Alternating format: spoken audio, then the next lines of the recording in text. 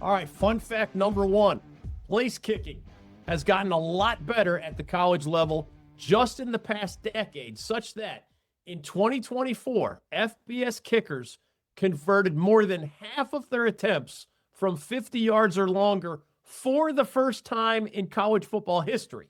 Now, as recently as 2016, that long distance conversion rate, 50 yards or more at the FBS level, was barely 40% compared to about 73% in the National Football League. Now that gap is closing a bit, with FBS kickers converting 54% of those kicks from 50 or longer just last season, and that upward trend has continued this year.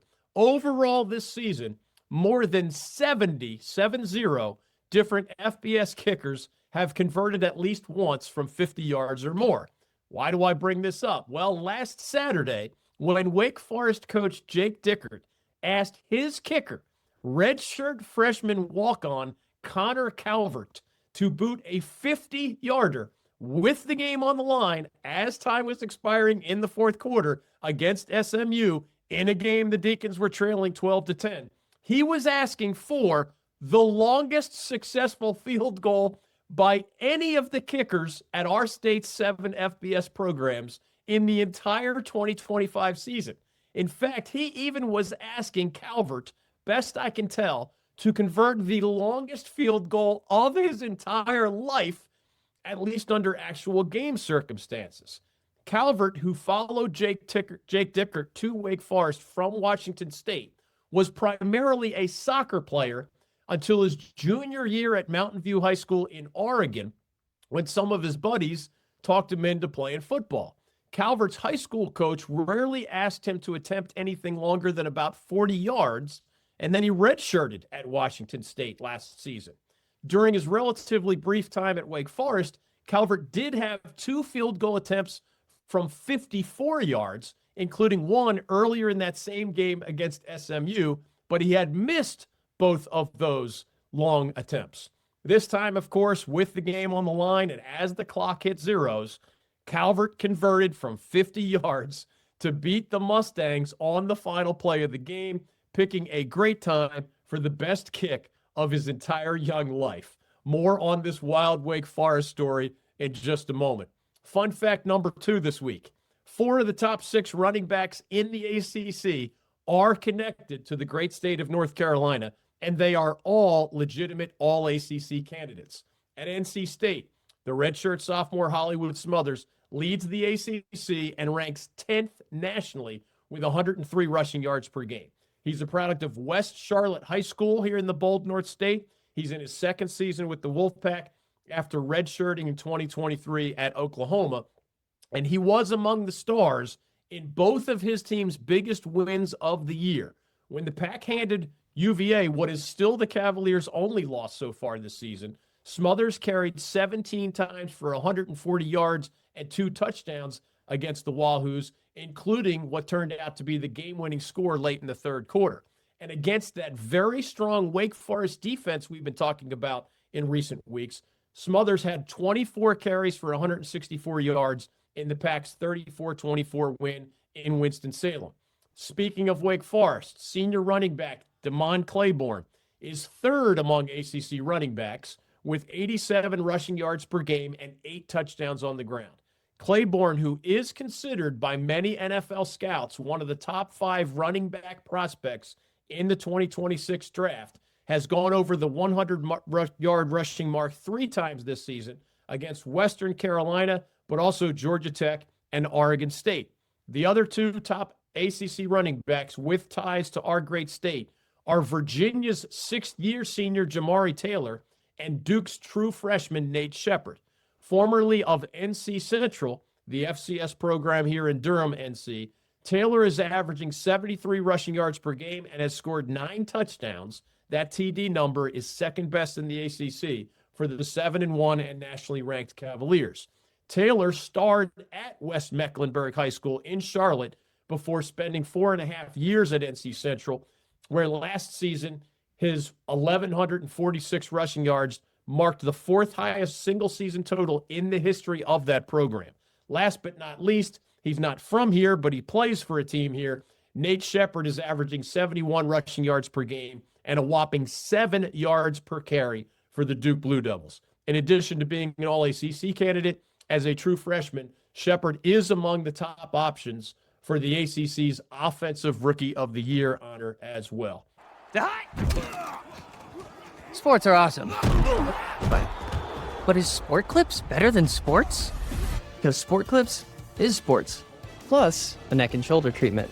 Sport Clips. It's a game changer. On to a couple of well-earned shout-outs in the Power 4 coaching ranks. And just a couple. Shout-out to former Appalachian State head coach Scott Satterfield, the guy who led the Mountaineers through their successful transition from the FCS to the FBS a little more than a decade ago.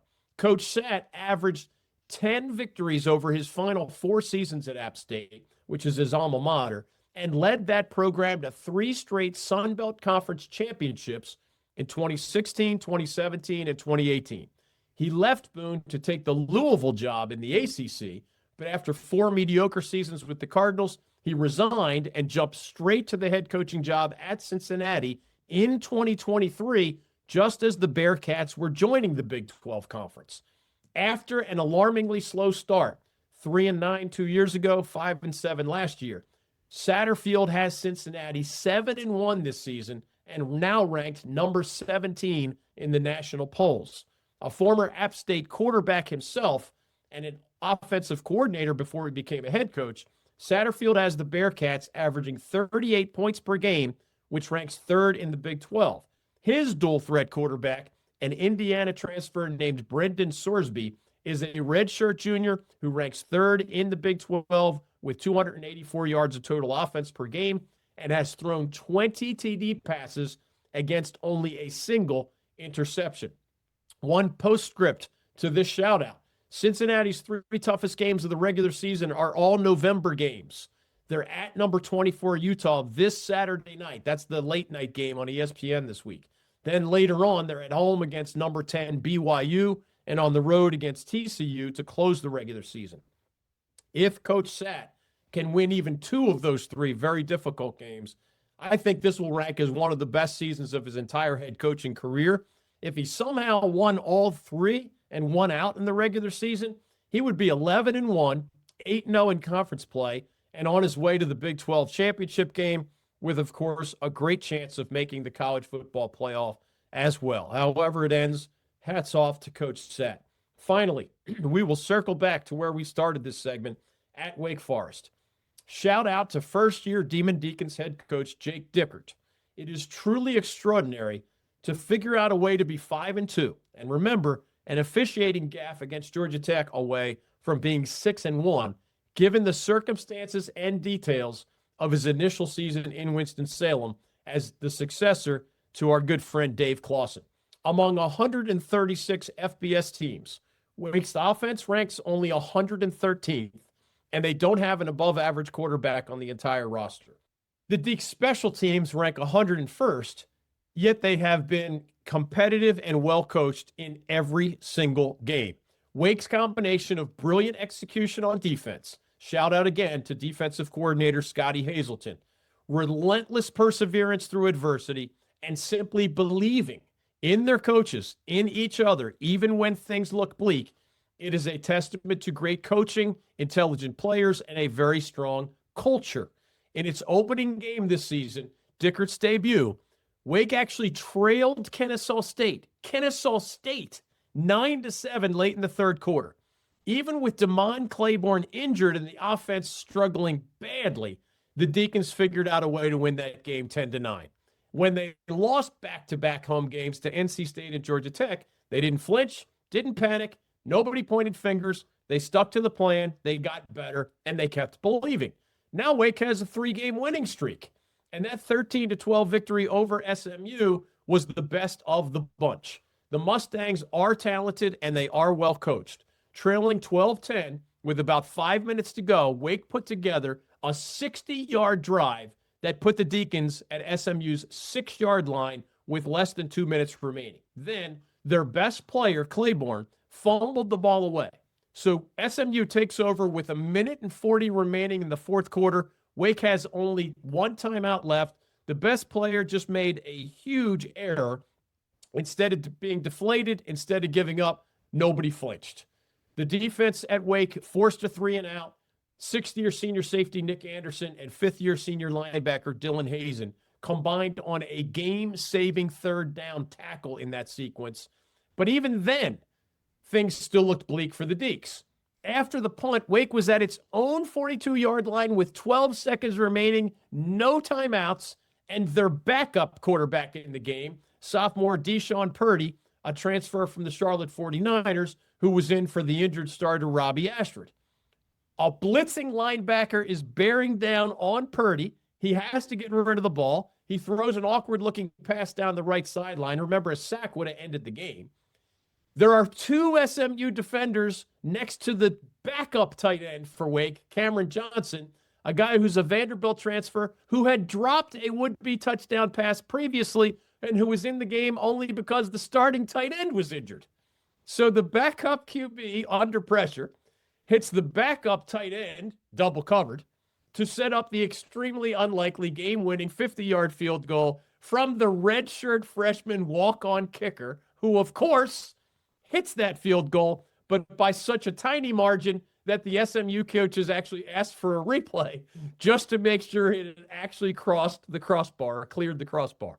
It all adds up to a crazy, unlikely combination, but the Deacs indeed are 5-2 as they head to Tallahassee, and that is more than worthy of a shout-out to Jake Dickert and his entire staff and team. I am David Glenn, and those are my fun facts and shout-outs as we head into college football's Week 10 right here on the North Carolina Sports Network. This has been Bold North State Football Daily, an exclusive presentation of the North Carolina Sports Network. Make sure you follow us on social media at the NC Sportsnet, and check out our website that is wall-to-wall coverage of North Carolina sports at ncsportsnetwork.com. Our foundational partner is the North Carolina Pork Council, raising the bacon, raising the bar. Telling the stories of the bold North State, this is the North Carolina Sports Network.